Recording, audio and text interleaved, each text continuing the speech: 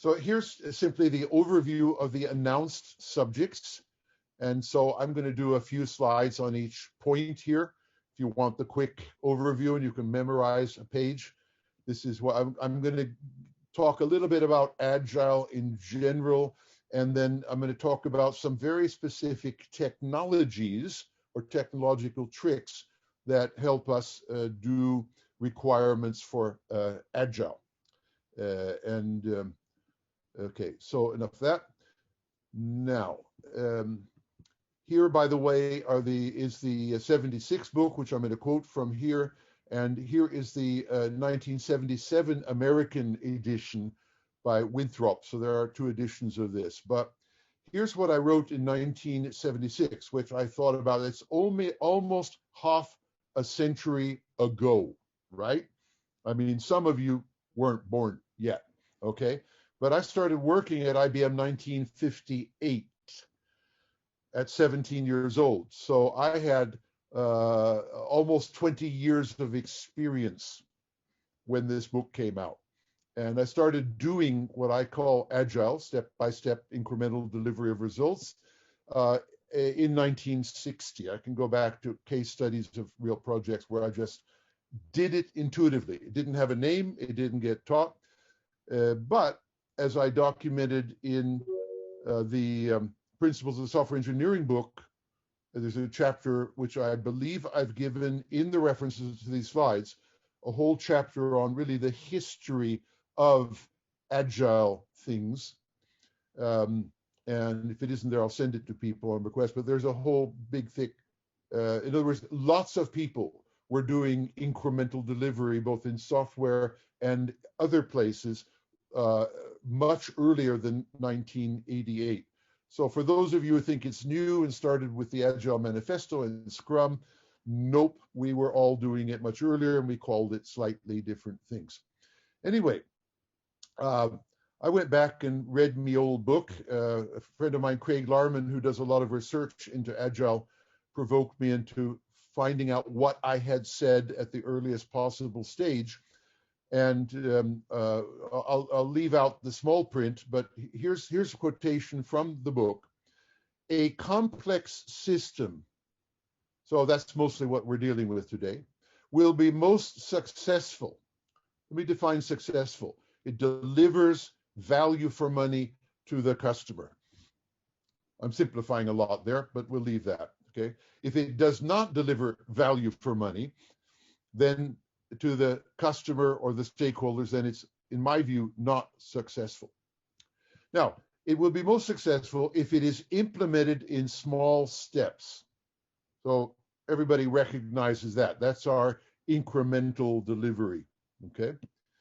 And now we're defining what a step is really, because the step is not just a user story being coded or something like that.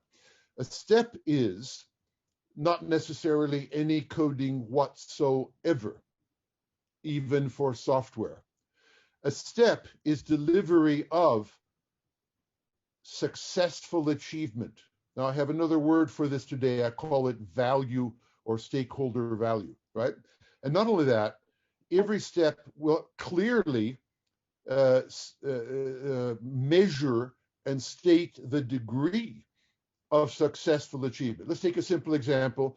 If the major thing you're trying to do with your new system is to enhance the security, I'm simplifying now, okay, only one dimension of value, then every step, the measurable delivery of security should go upwards towards the goal.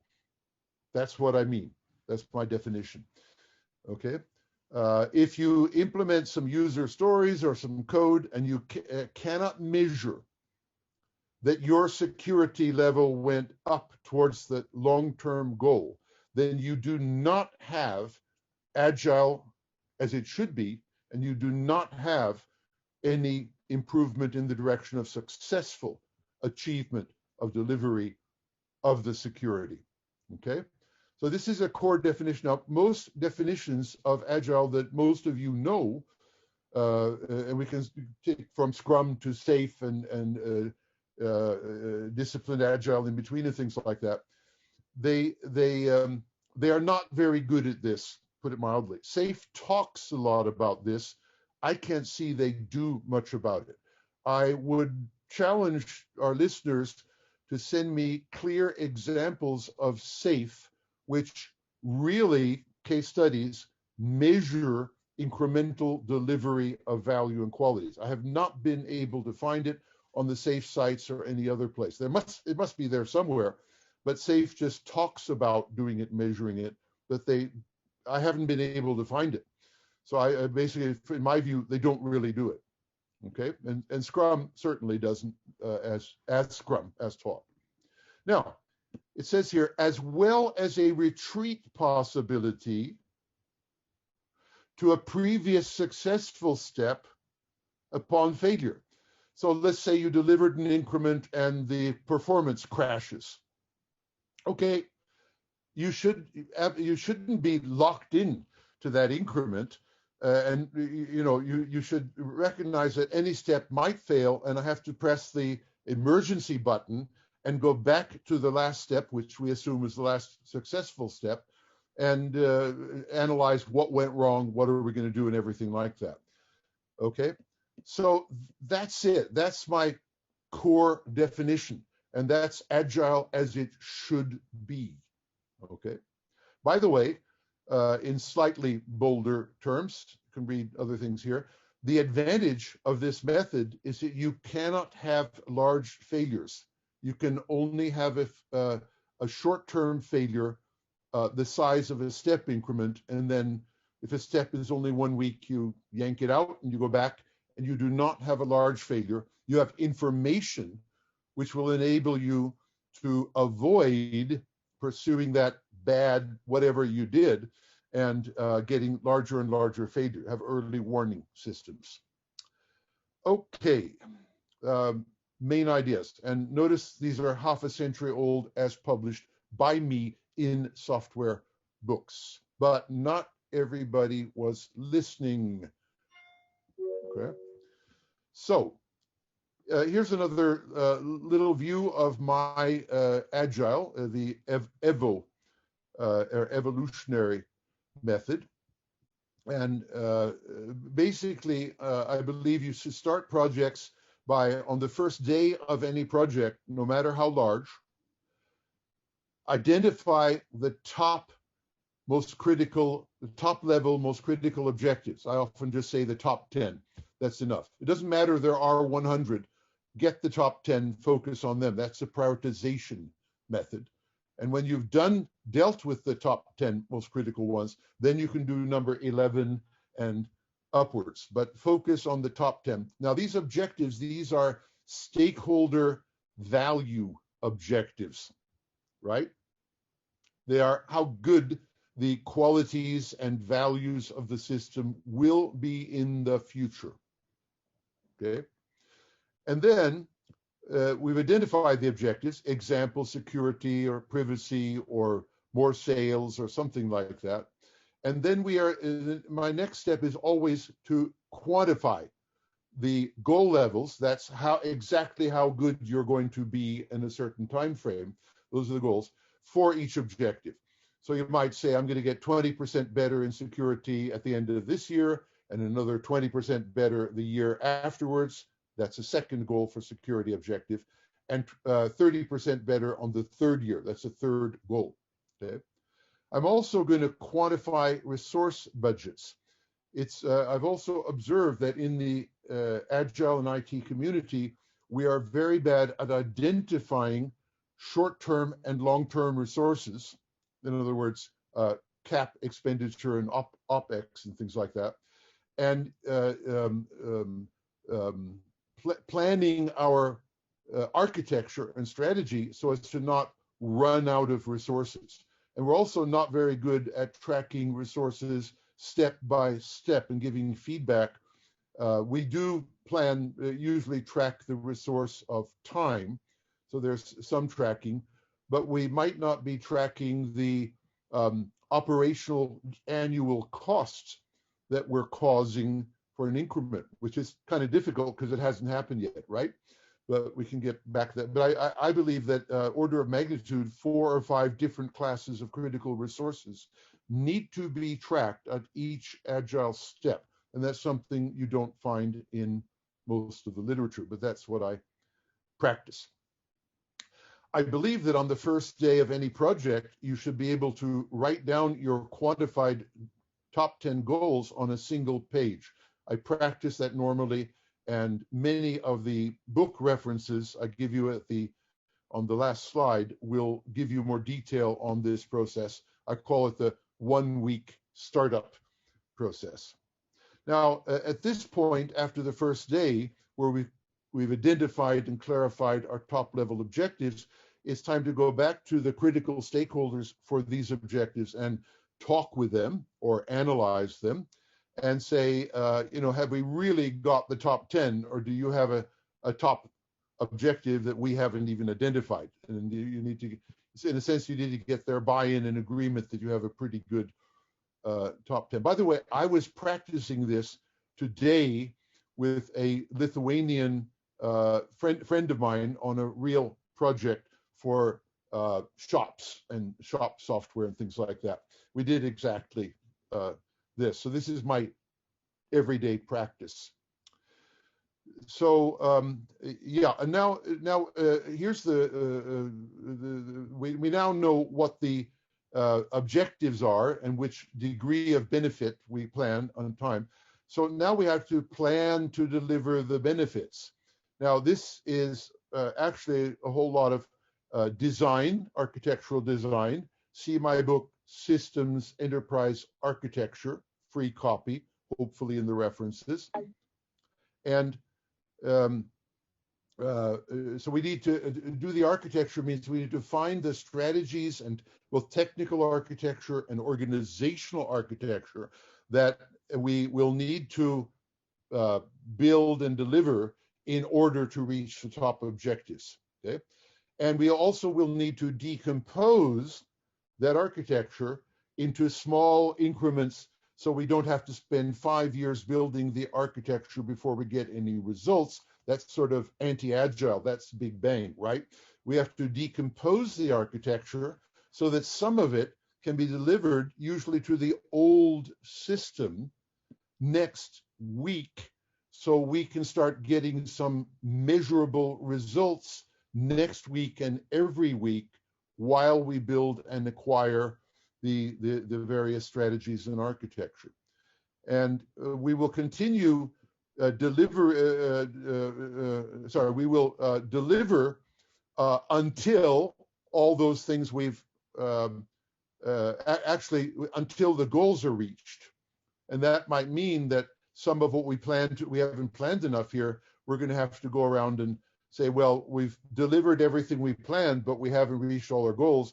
Therefore, more architecture, more strategic planning, or whatever we need. But at some point, if we've reached the goals, assuming they have not changed, but they might have changed, but we've reached our current set of approved goals, which might have changed, then stop.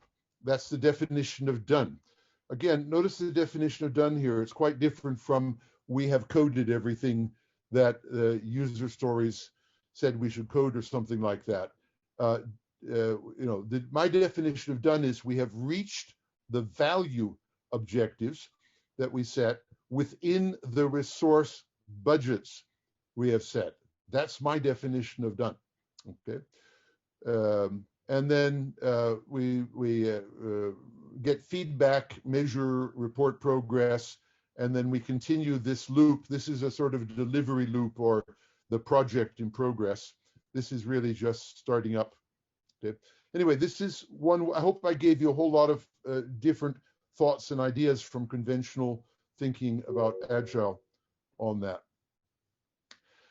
2013, we had an assignment for a British bank board of directors. They had decided they were not merely going to do Agile for IT, they were going to do it for the whole bank, and everybody was in quite a tizzy. What we learned very quickly was that the board of directors had no idea of what they just committed to do. And my entire day I spent with them I tried to scare them away from realizing they were not competent and didn't have the time and money to do everything they had. If you want some more detail on that, go to the coming up Managility set of slides, and that will give you some idea of what we're talking about. Anyway, but I started my talk with a definition I've really liked. So this is a second view or definition of Agile. Agile is a discipline with any set of tactics. So any method, any process, any tool that enable us to deliver a stream of useful results which are prioritized. So this is the top 10 values coming on stream. And they enable us to deliver this prioritized stream of useful results in spite of a changing environment, which threatens all our previous ideas and knowledge and plans.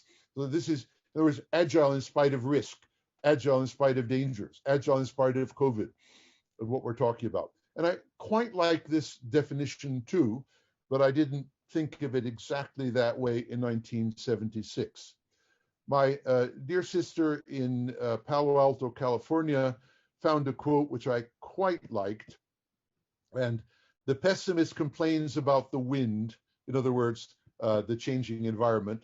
The optimist expects it to change. In other words, they know it's not going to stay confident.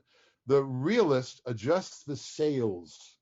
And that adjustment of sails is such a wonderful description of Agile, as it should be. Okay. Now, here's a slide from a talk I did for British Computer Society within the last year on Managility. So here's the link to the slides. Just 15 minutes before we started this talk, I built in reference 10 because I gave the links to the videos. So you can hear me hold this talk extensively. But the bottom line is, here is IT Agile. Let's call this Scrum. And I know, of course, Scrum can be used outside of IT, but let's not go there just yet. And now here is what we call Enterprise Agile. In other words, it may have no IT whatsoever, but it may be building a large system and may have some IT and may not. Okay, so this is the concern of the what I call Managility, a term I coined here. Okay, the ability to manage very large-scale systems, maybe to a degree the kind of systems that scaled-up versions of Agile, such as SAFe, pretend to handle. Though I'm not very impressed from either theory or practice about SAFe, in case anybody wonders about my opinion there. Now, outside of the conventional enterprise agile methods, let's call one of them SAFe for the moment, I believe there are things that we need to do better if we're going to do really large-scale systems agile. And one is what my talk is mainly about. We're going to focus on it mainly. Let's call it values quantification. Notice I said on the first day of the project, including today's work, we grab an idea which is a primary idea. Today, the idea we grabbed initially was that the primary stakeholders, which are shop owners, get a much higher value for money from using this client's app. Okay, so it was value for money from the main customers, and then we quantified that using techniques I'm going to talk about in this talk today. But I think the whole area of quantification of values is not very well done. Now, there's a little bit of it. Going to OKR, for example, there's a conscious attempt to try to put numbers on variables, but I don't think that's very good. See my paper on what's wrong with OKR. Should be in the references. If it isn't, let me know. But so I think OKR is good enough for setting informal goals for individuals for their work in the next 2 weeks, and not at all good for large-scale systems. Okay. Then there's a thing called strategy engineering, or I could have, instead of strategy, said large-scale enterprise architecture, but done in a quantified way, multidimensional quantified way, and that's what I would call engineering. So I've written several books about that, which I'm offering you free in the references at the end. By the way, somebody except me has their microphone on, and welcome all 36 participants. Okay. Can somebody turn off the microphone now? Okay. Right. Now, there's another area that I'm very interested in and written up in most of my books. It's what I call multi-value. Those are the top 10 objectives I was just talking about. And multi-cost. Those are the 4 or 5 resources or cost. I believe we need to get feedback at each agile increment on maybe 10 values and maybe as many as 5 resources at every step. And right now, the only feedback we get is the functionality is there and it didn't cost more than our step length, like a week or 2. So we're very limited in our multiplicity of things we look at simultaneously. And I believe for large-scale critical systems, we must be able to get short-term, step-by-step feedback on multiple measures of value and cost simultaneously.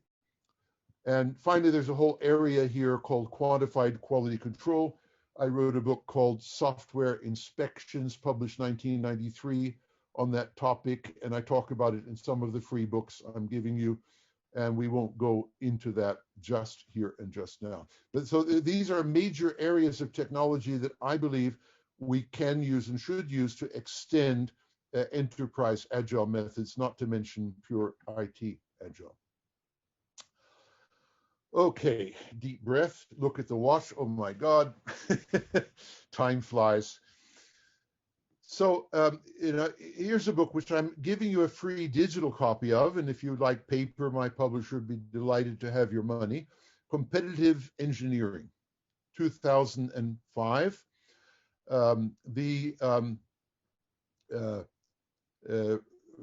Actually, what I'm citing here is not the book, but you'll find in the references, you'll find the free copy link to the whole book. But the book contains a glossary. Here in the glossary part for the concept of requirement is a diagram which shows the breakdown of all the different kinds of requirements. Okay, and all of these that have a asterisk and 3 digits, that means these concepts I have formally defined in the book, and my publisher would only allow me about 10% of all my concepts in the book. But here is the full language glossary, which is about 700 pages and 700 concepts. So I'm defining systems engineering terms rigorously. If anybody would like to look at the definitions, they're free. Okay, but now the point here is I'm taking this well-known word requirement, and what do you think of requirement? Now, it's amazing how many people are in fact limited to this idea here of a functional requirement. What does it do? Okay, and then they have this area, you all know it, they call non-functional requirements. You still with me? And that's their whole world. And when you look at the real planning for the system, they have all the function requirements, and maybe a user story can be an example of something close to a function requirement, okay? But that's more complex because sometimes there are designs built into the user story, and that's what I call a design constraint, but let's not go there yet. Now, if you go a little bit deeper into what do people mean about non-functional requirements, they actually mean, I think you know it, quality requirements. So that's here, okay?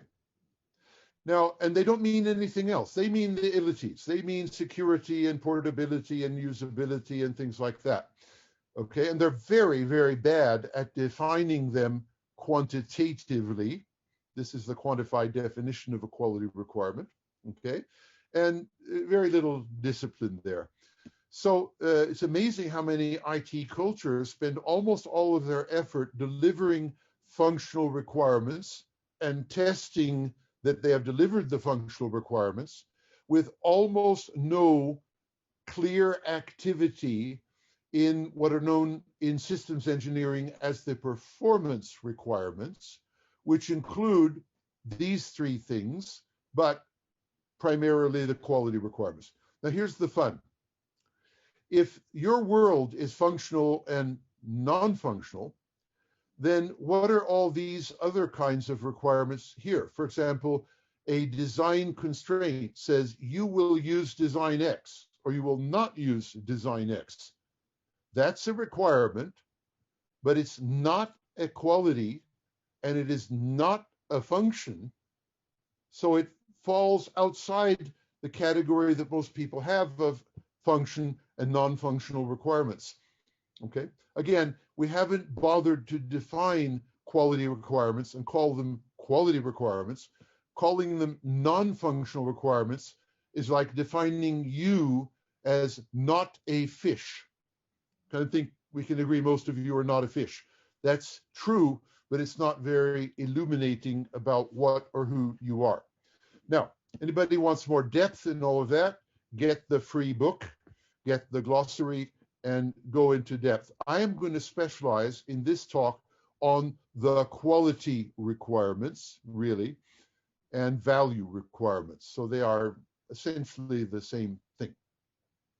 But what I wanted to show you is this well-defined set of other classes of requirements. Elon Musk, my hero, hopefully your hero. Every time he manages to land safely, double rockets simultaneously, I just go gaga. But he's interesting for another reason. I just drove my Tesla S back to my house today, my second one. But if you go into one of his biographies, you find this quotation about the fact that he basically says, and the guy called Joe Justice I've recently met, very interesting guy. He confirms from recent work at Tesla with agile building of cars, by the way. So look him up. There's Joe Justice. Business Agility lecture by Joe Justice. Go get it. He's really interesting. Nice guy. And but that every week Tesla delivers about 20 increments to production, to the cars rolling off to customers every week. And about half of those increments are software, and I can download them into my old car.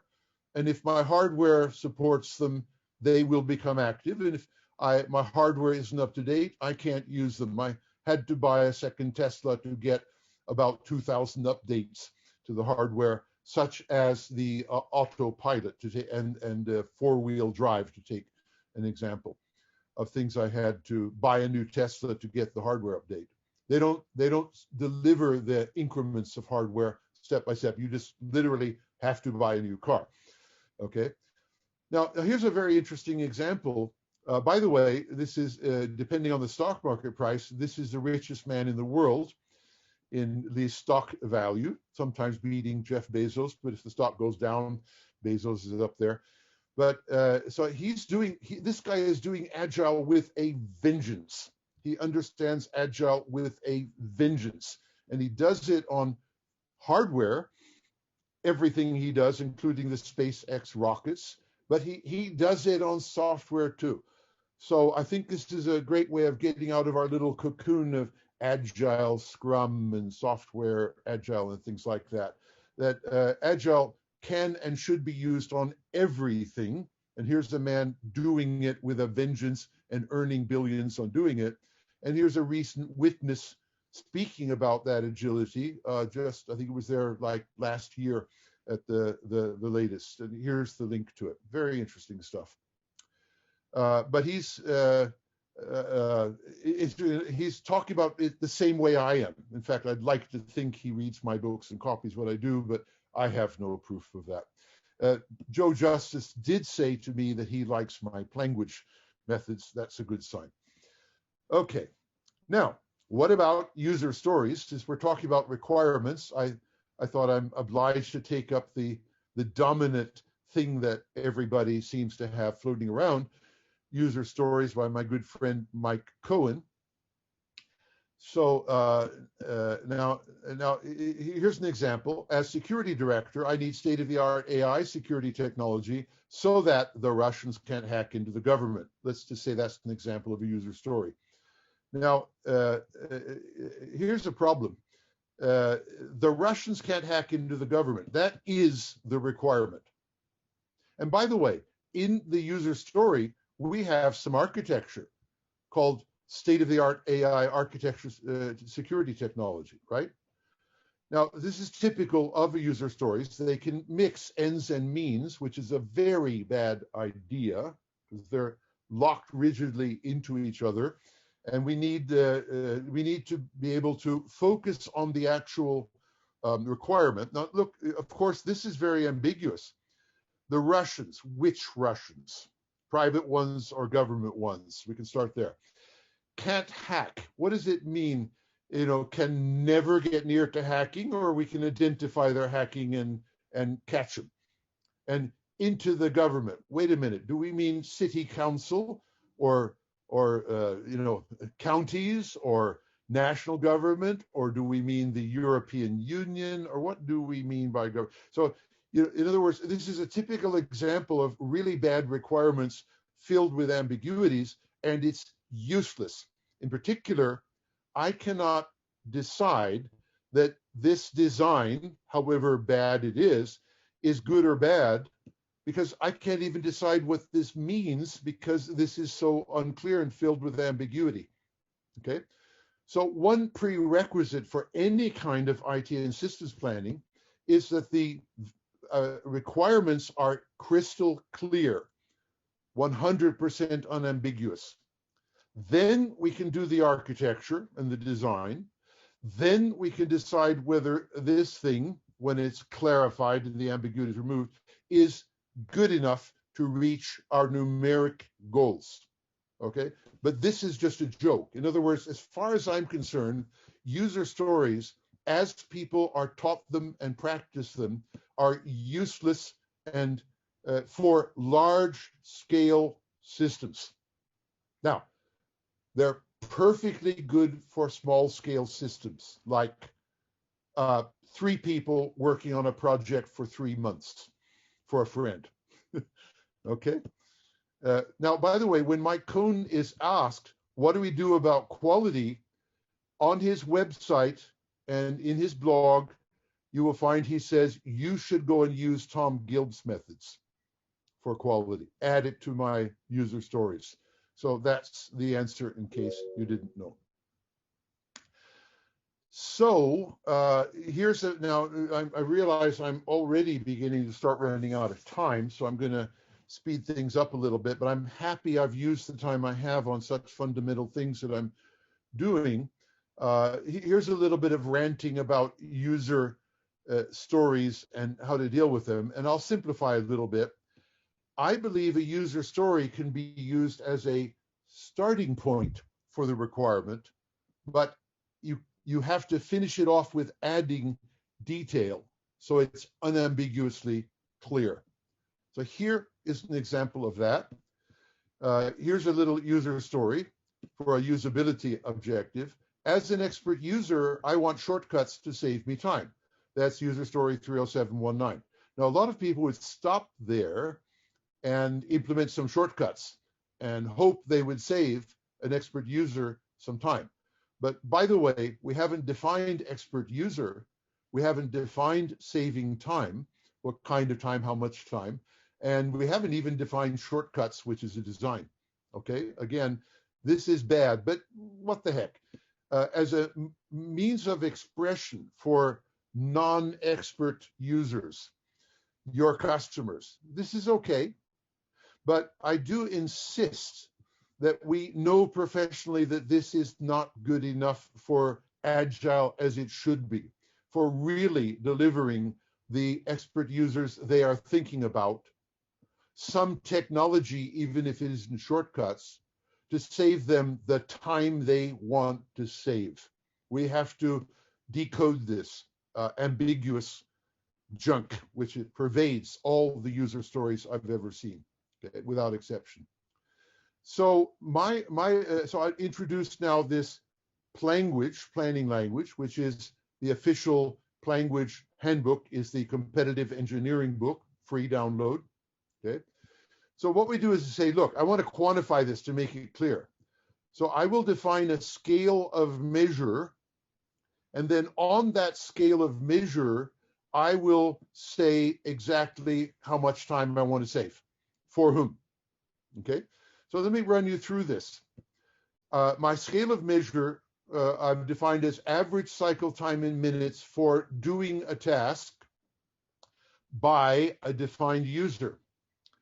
Now, by the way, these are called scale parameters. They're in the scale and they're parameters.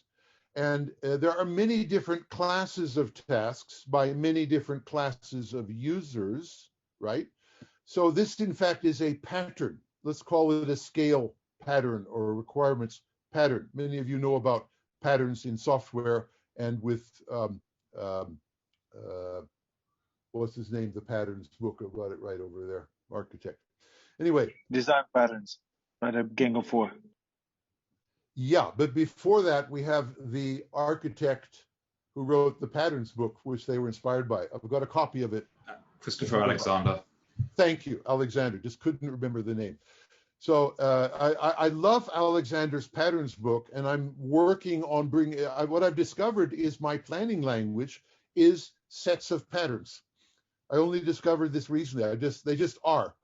But there are, and I can give, anybody's very, very interested in patterns, I'd be happy to share patterns information at the systems level. But that's my conclusion, that I already got masses of patterns of different classes and types. But here is a scale pattern, okay? Because the pattern is a high-level description of things you ought to think about, like what kind of tasks and what kind of users, right? And then we tailor the pattern to the real situation by defining different classes of tasks, like expert complex tasks, and different kinds of user, like, well, expert here, okay? So so the scale gives us a general pattern of what we mean by time and for what and for whom. And now I write my goal, my requirement. I write it down as a wish, because wish means the stakeholder dreams about it, but we don't know if it's possible. If the stakeholder wished to save 1 billion minutes per person per week, you probably can't do it, but they can wish for that, okay? So I insist that all goals are first written down as a wish, and then we technologists will do the design and find out if it's technologically possible, find out if it's within the budget and the time frame, and if it is, we'll say we can do it, and we'll now call this a goal. We retitle this a goal. Goal meaning in language, the project has committed to making the average cycle time 6 minutes by the end of next year for expert complex tasks and expert user, okay? So I'm showing you a practical example of taking an expert story, which contains a lot of ambiguity. They all do. I wish you'd all please recognize it. Please feel guilty about not doing anything about it. Feel you are unprofessional amateurs if you don't do anything about it. And I'm showing you what you can do about it. You can define a scale and define different classes of tasks, different classes of users, and any other parameters.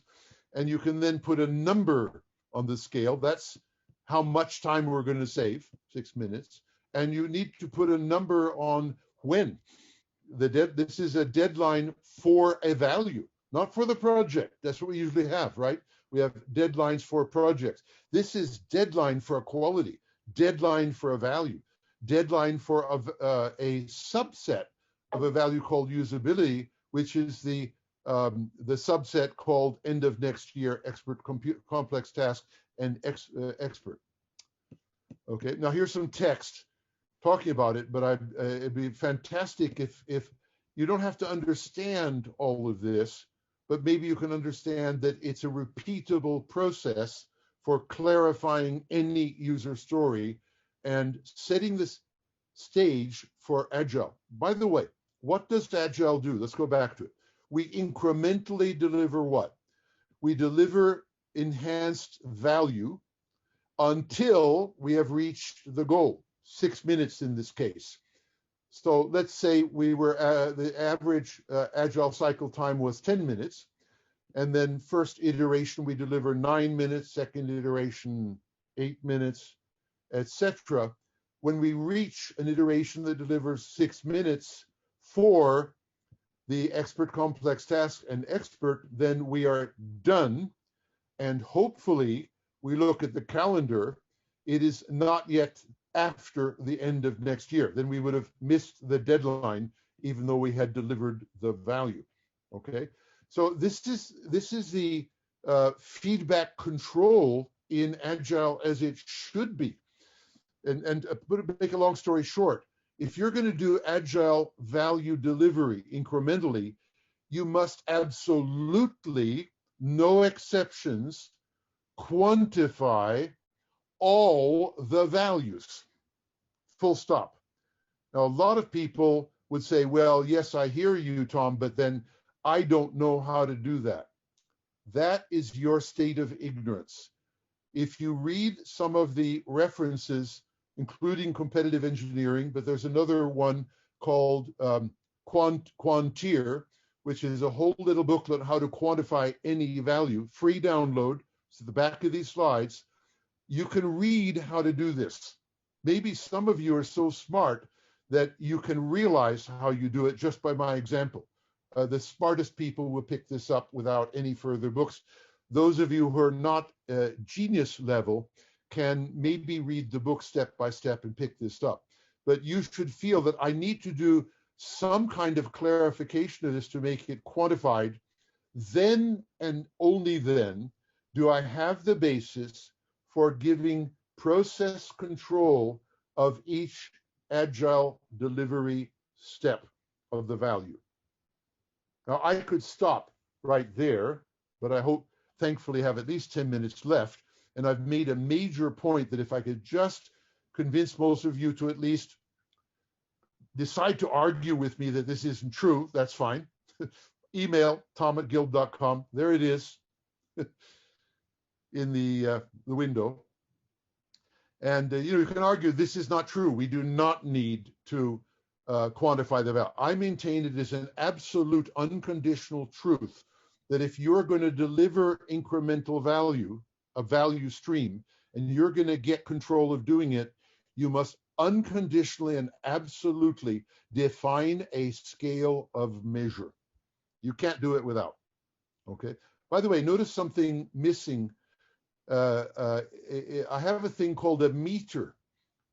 And meter is the test process. Meter is how we are going to measure at each Agile step, and then finally measure that it's done before handover, and then finally measure in operation when the system is operational. You may have 3 different meters. So specification, one scale can have a very large number of different test processes, some suited for the Agile delivery process, call it short-term, ad hoc, maybe not all that accurate, but good enough. And then handover to a large customer might require a systems test in the contract. That's a second form of meter. And the customer might like to make sure that this usability is still there year after year after year of using the system. And they might require you to build in a software built measurement of what's going on when experts log in, that things are really about, for this class of task, about 6 minutes or less. So I'm not talking about the meter or the test processes now. I'm talking about intellectually understanding what is the value. That is defined by the scale. How our Agile process will measure the delivery value. That's the meter. And I'm not going to go there yet. Deep breath. Do you get it? Do you understand? I wonder how many of you say, Tom, I'm already doing it. I've been on your course, I've read your book, or I learned the same things from other people, or even better, I invented it in parallel with you, Tom.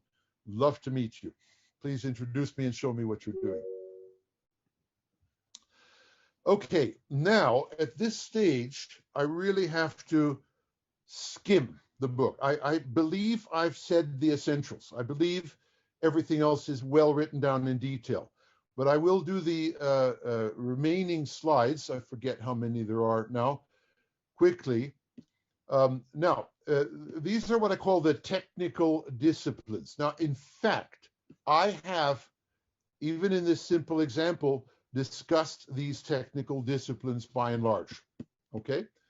But I have one slide for each one of them to go into more detail, and I'll skim through them. Now, there is a free download booklet, which I wrote about 2019, yeah. And it's a free download called Value Requirements, which goes into excruciating detail. Free textbook, free training. By the way, you as a consultant or coach are welcome to download this and use it with your clients and teach it. No permission from me, no royalties. You can even steal it and pretend you invented it for all I care. The important thing is we get people doing this stuff and managing the values of our stakeholders much better. Okay, so I'm going to skip this as too detailed, but I'll flash through the other slides. We had a little informal chat before we started, some of us, about stakeholders, and here's a pattern for stakeholders. And here are different classes of stakeholders, like inanimate stakeholders, like laws, GDPR, European Union. Here are some environments like COVID. And here are some weak victims, which are not customers and not users, but they're weak. And then we have the council people who come in and get the homeless off the streets and are defenders of weak victims. Isn't that an interesting set of categories or patterns for stakeholders? I hope that gets some of you thinking. By the way, here are the stakeholder attributes we talked about before we started, like the influence and power of stakeholders, all quantifiable. Here are some stakeholder costs that we need to consider. And here are some stakeholder strategies which would deliver the values we want for stakeholders within these cost frameworks. So this is my, I dream of spending part of this summer writing a book on stakeholders, which will, in a sense, use these patterns as a guiding light. If anybody has anything as advanced as this on stakeholders, please send it to me, especially if you've done it yourself. But if you find it other places, I'm very interested now in collecting more advanced stakeholder things than I can find on the web or from other sources. I don't honestly find anything remotely like this. We, my professional friends, I had to develop this for a period of several years ourselves. We couldn't find it anywhere. Here's another diagram. This is the point 2 that I'm not going to be able to spend time, but here are some example of top 10 for COVID planning. And here are some stakeholders for COVID planning. And we have a little tool called Valplan, which automates from Planguage a lot of things. And one thing it automates, it knows digitally about this objective is connected to this stakeholder. Okay, and it knows that this objective is connected to 4 other stakeholders, and it knows that this objective is not connected to any stakeholders, and that this stakeholder, cultural events or private schools, have no objectives stated yet. So this is a way of analyzing a system you are building. It's to use these concepts, and to do this in practice, you really have to automate the connections. And I hope that's, interesting for some people, and you'll find a lot of use of this tool in all my newer books. The scale of measure we've talked about. I showed you a detail. Here are multiple scales of measure: security, resource consumption, which I talked about this as the costs, and then the performance and the qualities. So here's a nice little picture from other sources, recognizing that to do the architecture for any large system, you need multiple quantified ideas. Here's a quantified idea for reliability, well known to engineers: mean time between failures. Surprised, it's not about bugs per 1,000 lines of code. Here, well, we'll skip that. Now, multidimensionality. Now, the moment I have a scale, I actually have a dimension for something. And so each different scale is a different dimension. But if I have 1, 2, 3, 4 scale parameters, I have decomposed my scale dimension into 4 subdimensions. So let's just say, for the sake of argument, I have 10 values, and therefore I have decomposed my problem, my IT system delivery value problem, into 10. I can now take any one of those 10. Let's just say security is the most important thing on the planet in the short term. So of the top 10, I take security and I start working on it and delivering increments of security in the short term. So that's an example of decomposing by value. Okay, that's a decomposition you can do for Agile. So Agile can prioritize one value above the others. But a scale can have any number of scale parameters, in this case 4. So I've got 4 more dimensions, and I can take the most critical customer type, doing the most critical customer activity. And by the way, that's what I did today for the real client, okay? Under the most critical conditions like COVID, in the most critical area like in London, okay? And these scale parameters are a tool for decomposing a scale into sets of conditions that are interesting because they're more critical in the short term. This is perfect for Agile. It gives you very finite tools for Agile decomposition. And I've written a great deal about Agile decomposition using these, and you will find it in the references in almost all the books, but look for the keyword decomposition in the references, find more detail about this. But for example, in the systems enterprise architecture book, free download, there's a lot of information. There's a whole chapter on decomposition about this. But decomposition, the art of decomposition, and then prioritization of what you've decomposed, that is a prerequisite for, in an Agile way, doing the critical, high priority, highly valuable stuff early. That's Agile as it should be. Here is, in fact, this scale. This is a security scale. And here are some parameters. Some of you may be wondering, how do you quantify security? Here's a good little example. And then each one of these, like security results, here are the parameters.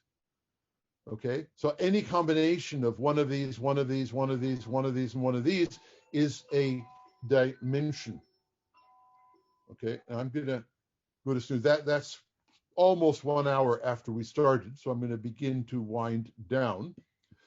Okay, but so here, by the way, we are modeling a real system. These details give the detail, what we're modeling. Okay, and the scale partly models, and then the scale parameters models in more detail. Okay. And so the language is a systems modeling language, which models in such a way that we can decompose and prioritize. Therefore, it's very useful for Agile. Hope you're getting the point. Let's see.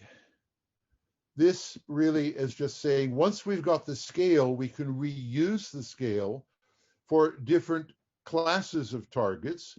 A tolerable level means minimum, worst case. Goal is definition of success levels, and stretch is in my dreams. If I had the means to get there, that's where I'd really like to go. More details in the books. An example of doing it is here with requirements. It takes me at least one day to teach people on, for example, our for 7-8 years we've done British Computer Society courses free in London, and it takes me about one day to teach people to get to this level. So don't expect to understand everything unless you're a genius who can pick up everything instantly. Maybe there's somebody in the audience of that nature. We do have 36 people. Okay. Okay. Here's more about decomposing into increments. Here we're looking graphically at what's happening in the requirement. That's all I want to say. And we're looking at it through time. Here is actually step-by-step incremental delivery. Here is a worst case tolerable requirement that by November of 2000, this year, we have to get to this level. Now, I can see that we might have a fair chance at the rate we're going. Think burn down charts, but these are burn up charts for value. I can also see that I have a success criteria by July of getting to this level of 220, and I can see that I probably haven't got a snowflake's chance in hell of getting there. Okay, so this is feedback, and this is these are plans. Enough said. Very interesting stuff. If you're interested, this is how we manage the agile value delivery with numeric objectives and numeric feedback step by step. Okay. Okay. This is a very nice little picture of these scale parameters, which I obviously don't have time to look at, but you might enjoy it. More detail about scale parameters and decomposition. Here is decomposition of strategies. I showed you decomposition by having many scales. I showed you decomposition by having scale parameters. So there's a third type of decomposition. These light bulbs represent architecture or designs or something like that. And on the second day of a 2-day course, I ask people to find good ideas for reaching their quantified goals. So they're doing this. This is a British Computer Society workshop on London congestion planning, for example. And then when they've got these bright ideas like advanced congestion charging, I say, since we've decomposed to about 10 strategies, and in theory, we could implement any one strategy which has the greatest power of delivery of value in an agile way. So we already have one agile decomposition with possibilities of doing some things like enacting by law some restrictions or something like that. But I then sort of towards the end of the second day say to my students, take any one of these and decompose it by factor of 10 to design 1, design 2, design 3, etc. And by the way, every one of these must be independently implementable of the others, and every one of these must deliver measurable value. Now that takes about an hour or two for them to get the message, but they do it, okay? And we're setting this up for agile delivery of which one of these gives the highest value, and just do it. You don't have to worry about the other ones. And again, this is very much setting things up for value. I've written a great deal about this in the C book, the Systems Enterprise Agile free download book. Of course, that's what this is all about. Okay, well, so not too bad. I haven't actually used a whole hour myself. So here's the summary. Using language as a tool or any other similar method, you don't have to use, if you've got an equally good tool and it's called OKR or something, I don't care. But I don't think OKR is equally good, but we can argue that. Anyway, we can decompose the value ideas, okay, both in two ways. The value requirement decompose into 10 of those, the top 10, and then any one of them can decompose by the scale parameters and the scale conditions. That's one route of decomposition. Simultaneously or in parallel, we can decompose the strategies or architectures to levels. And so these things here, they're down to the level of, let's call it a sprint, right? So let's just say this strategy would take 3 months to implement. But this baby here, on average, they'll take about 1 week each, which is exactly the size we want for a small sprint. Okay, so long story short, by having methods of specifying requirements and designs, like language, which is free, right? And we can decompose our large-scale IT system building, like for the government, national health system or something like that, and so that we can deliver improvements to the national health system or the military in small increments. By the way, there's a book I hope I gave you free copy of called Governeering, which goes into the UK national health decomposition of the national health goals and things like that. So you can take a look at how to do it in the UK. If I let's see. Okay, here is what I've been. Okay, so the Governeering book is not there. So if anybody writes me and say, I want the Governeering book. By the way, you will find in some of these references, and also mentioned there it is. There's the systems engineering and systems engineering architecture book that I have referenced several times. There's the free download, okay? And you will find the Governeering book there, okay? Strange things happen. My son tried to call me, things like that. Let's see. Why did everything disappear? There's some way of locking out incoming calls from the Mac. And okay. See if I can go back. Keynote. Yeah, we got back. Okay. Okay. So here are all the reference I gave you. The Governeering is not there, but you will find it referenced in this book, I'm pretty sure.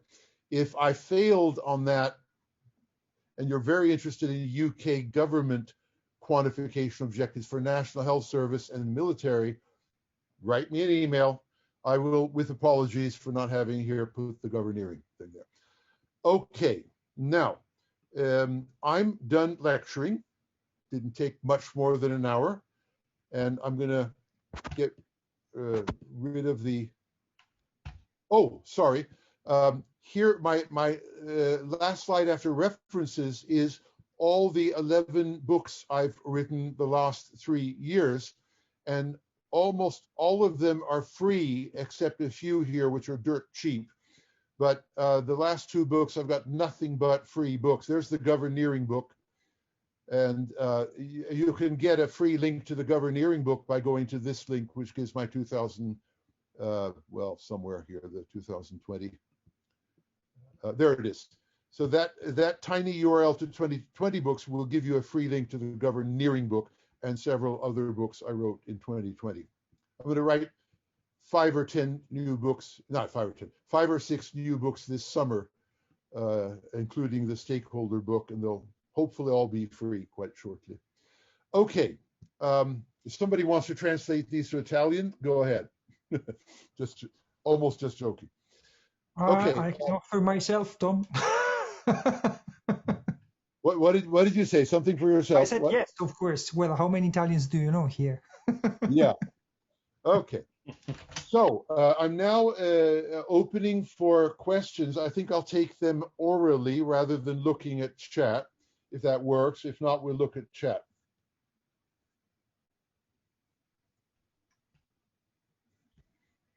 "31 people, not bad. We're going up during the, rather than down during the lecture. It's gone to 36 and then 31, 36. Depends on dinner time for a lot of people. Ah, yes. Okay. But, so I've got everybody's picture here. I'd like to look at that. So, oh, Mikhail Parkula, I know him. Hi, Mikhail. Yes. Tom, I have a question actually, because in regards of the user story, Yes. and specifically was an experience that I've done in manufacturing, running Agile and Scrum in manufacturing in healthcare. And that was the first moment where I realized, and also the entire other the people involved into the transformation, that the user story as it is doesn't work. And doesn't work because, compliant and the compliance and also the other, tough requirements. The problem was tough requirements and regulation, especially from the authority in the United States. Oh, yeah. But my point. Yeah, authorities need serious stuff. They don't need bullshit. And user exactly. are bullshit, inevitably. Well, what happens over there, if something goes wrong and there is a malfunction, they're going to stop the entire chain in the entire United States territory immediately. And then, of course, the damage will be huge. But that was something that immediately stakeholders, and now for stakeholders, we mean, of course, all the people involved inside and outside, they realized the importance of, tracking requirements. It seems like that this thing is not so, people, I'm not saying that it's not so sensible to that topic in other, let me say, software industry, but sometimes where requirements are not so tough and strict, like, manufacturing, for instance, in telco, producing websites, right? Okay, I want to stop you because I would challenge you to specify your question in 10 words or less. Focus. Yeah. Okay. And just to summarize, the bottom line is, how can we make the stakeholders or other people involved into the, they're dealing with requirements sensible to that topic and the fact that they have to work quantifying requirements and then really have to understand importance. Now, the question became much clearer, even though you used 36 words. I know that I'm worthy. It's a very good exercise to reduce questions to 10 words or less, if possible. Okay, now I've got a question. Here's the thing. Now, number one, you made a presumption, and that is that stakeholders have to be sensitized to extremely clear requirements, right? Now, one, that is not a good presumption. Let me restate it.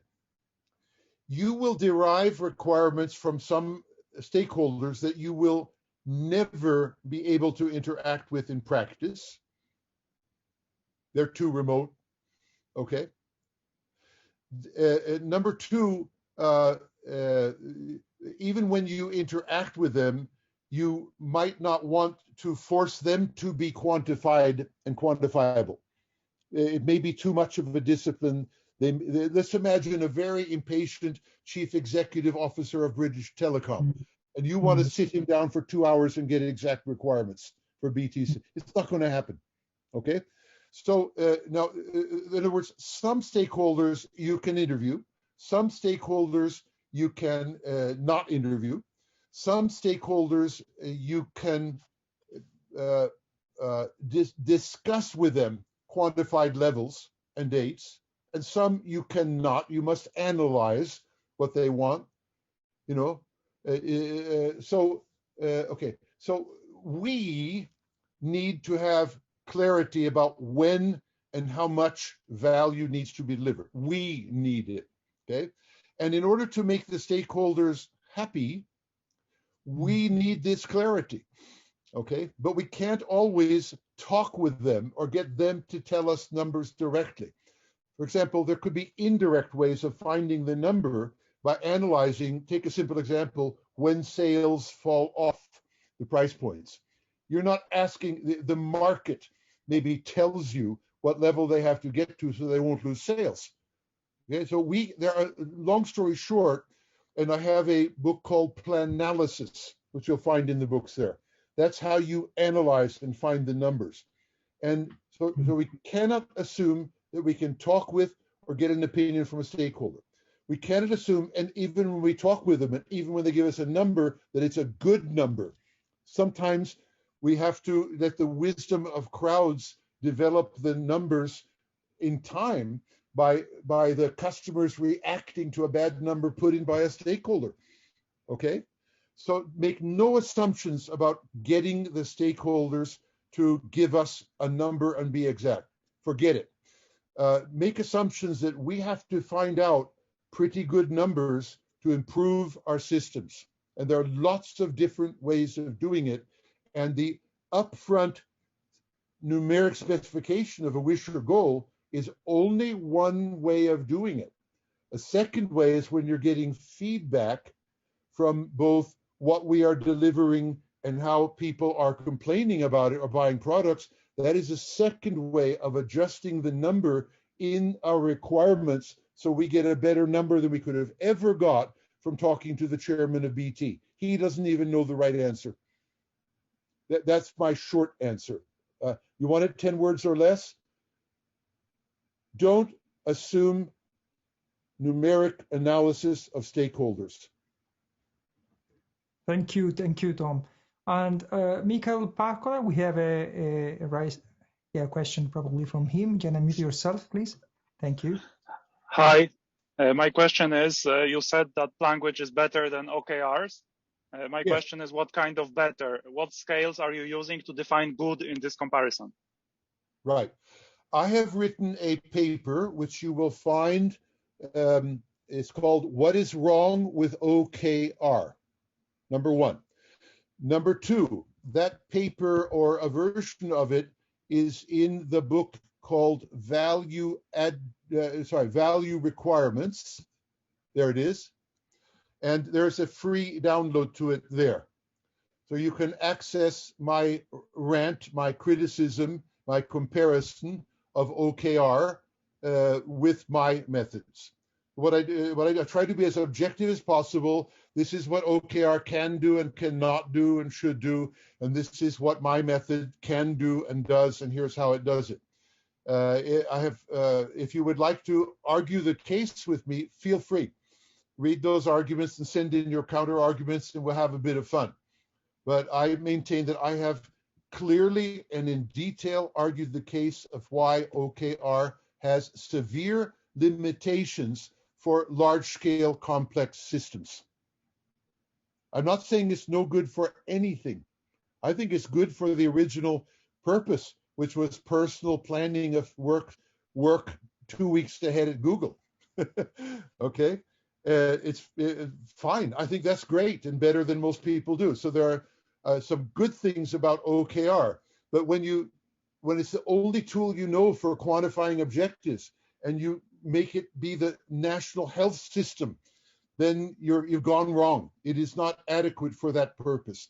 And I argue that case in depth in the book called Governeering, with actual National Health Service objectives, official plans, and how to do them, not with OKR. Does that help for the moment, Michael? I mean, you don't have to agree with me.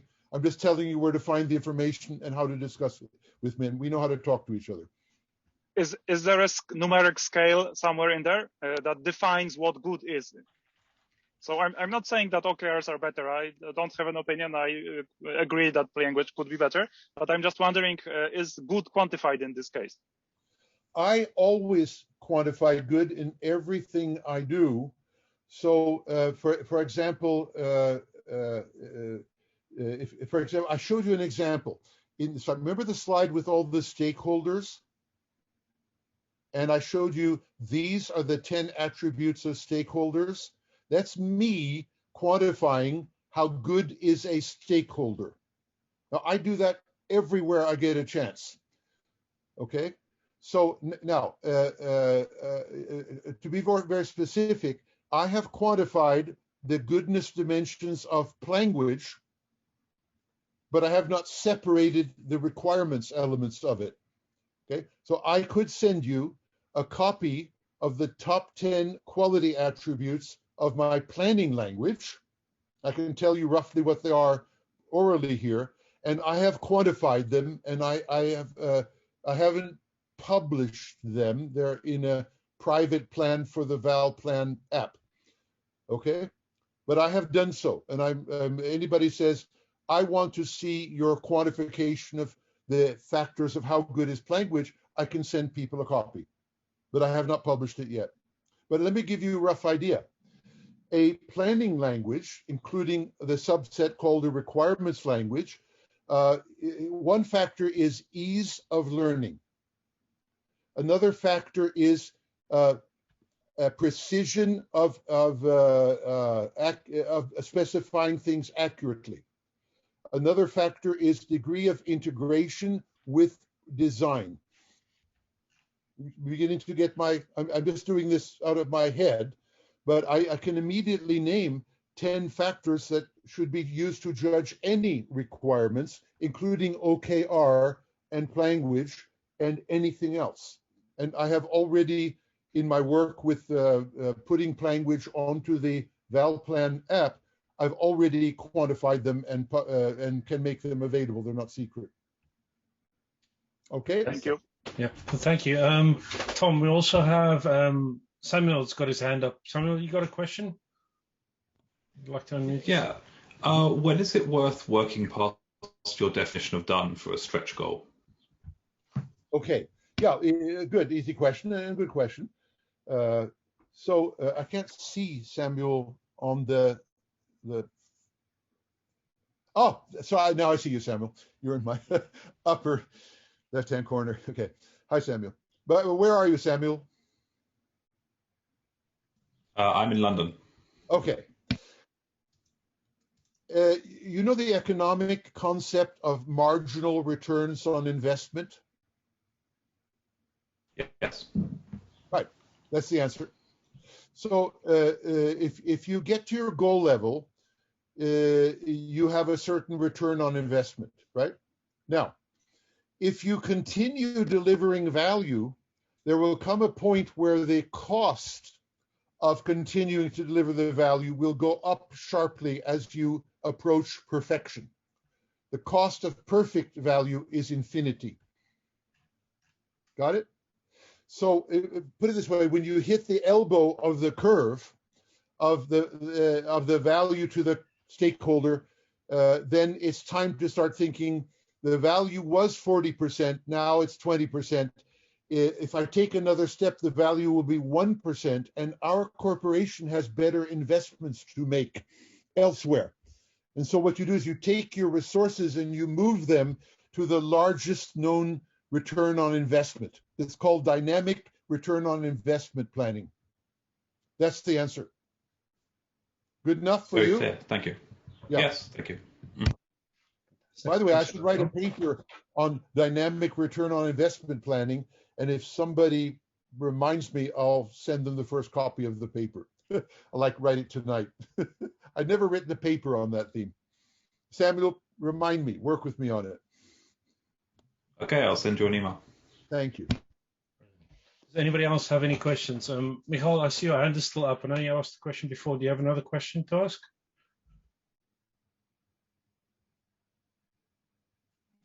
I take that as a no. There we go. Anybody else got anything to ask before we wrap up? Just to make you feel relaxed, we have 6 official minutes to the end of the half an hour. And we can stretch it a little bit if somebody suddenly gets a question, but I will answer in short and you can ask in short.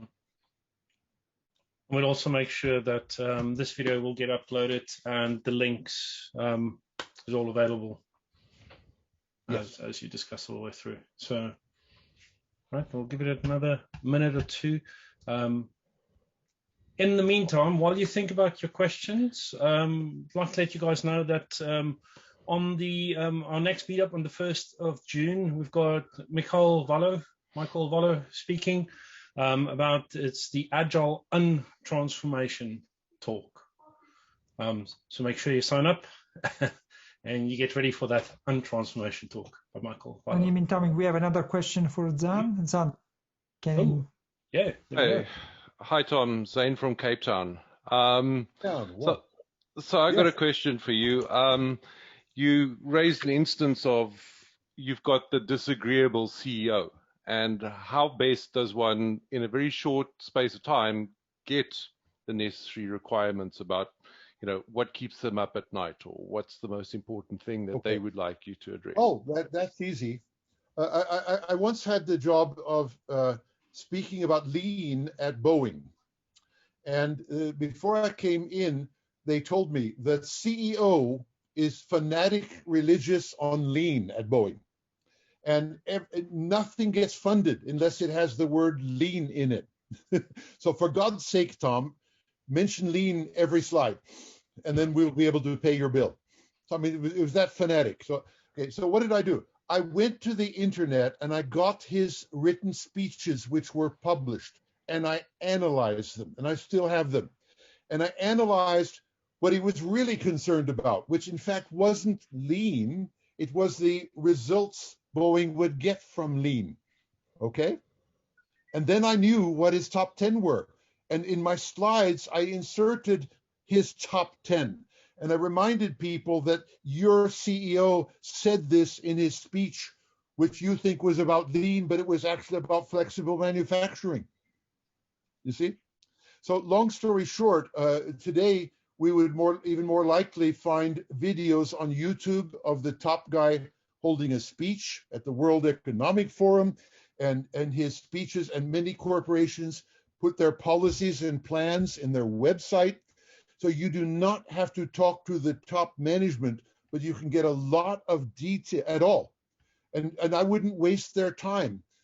You can get a lot of detail by these publicly available sources. Sometimes you ask your client that, can you give me, now that I'm under non-disclosure agreement, can you send me some secret plans? I had to do this with another client in London quite recently. Under non-disclosure agreement, they could show me their secret plans for new projects. And that way I got information I couldn't get from the internet or any other source. So I didn't have to interview any top managers. Okay. Now what you get from that is a pretty good start. Now you do have to, as I showed you in that diagram, you do have to confirm that your draft start of top 10 and your levels are agreed to by some level of power or management. If, let's say your immediate client or the product owner maybe at the lower level, okay? So, but you can get a very good draft of things that top managers are concerned with, and often the product owner has forgotten or didn't know about. And you can put it in your top 10, and you can give a little cross-reference. The top manager said we have to be concerned with this, okay? By the way, I'll give you an example. In the client I'm referring to that's working with the last few months, it turned out the absolutely top concern was how trustworthy they were to their clients. They'd begun to lose trust because they've begun exposing data about competitors to their own clients. And the clients were, so that, I mean, I would have never thought of that in a million years. I thought they want to earn more money and other obvious things, but they don't want to talk about this in public at all, okay? But privately, they were very clear about it. Trustworthiness of the way we do business with our customers is the number one thing. And we quantified trustworthiness, put numbers on it. That's the work I helped them do. Okay. So I only found that out because I was under non-disclosure agreement, and I asked them to show me your plans, and the trustworthiness thing kept on popping up.